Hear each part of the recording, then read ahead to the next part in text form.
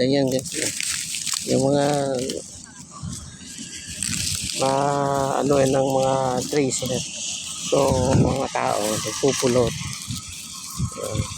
Pinupulot yung mga natitirang na hindi nakuha. Hindi sila yung madumpar na gilid ko una. Kasi pa. Ato tilabas na? Awan. Awan? Basit lang? Ayan. So, basit lang ano na oy. So guys, ganyan lang guys. So ang hirap talaga ang farmers.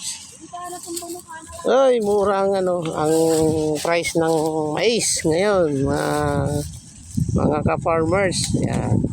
Mga ka-viewers, magandang umaga sa inyong lahat.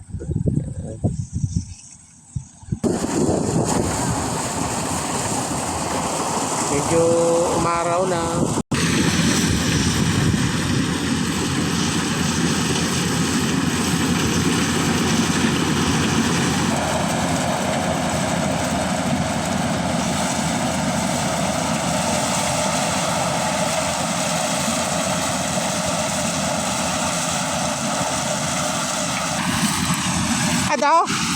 Ado ti mikat?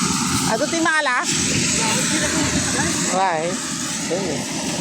Ayan guys, mga ating katukayo, Danny Boy, aking pinsan. Yan ang ating nagpupulot ng mga naiwan na mais. Yan, pinupulot kasi binabalik din doon sa treasure ulit para magiling yan ulit. Ayan. So, ganyan lang ang ka-farmers. Grabe. So, ganyan lang buhay guys.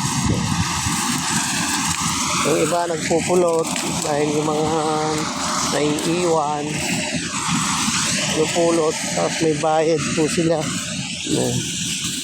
Kasi sayang ang panahon talagang nakisama rin. Medyo makulimlim guys, makulimlim.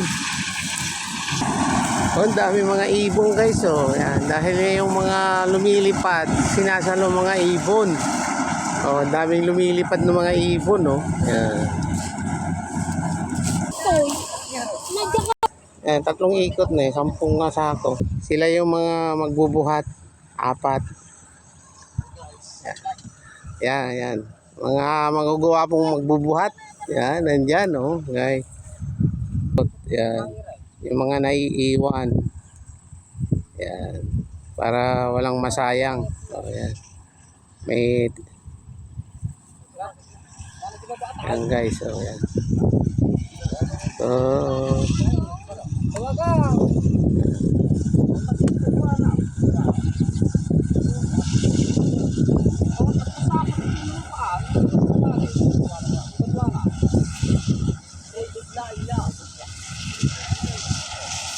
ang daming mga ibon, Tsamba, mga ibon.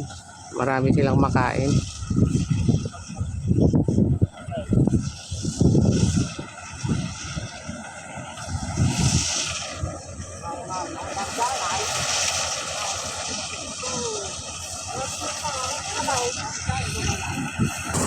Yung mga pinupulot nila guys.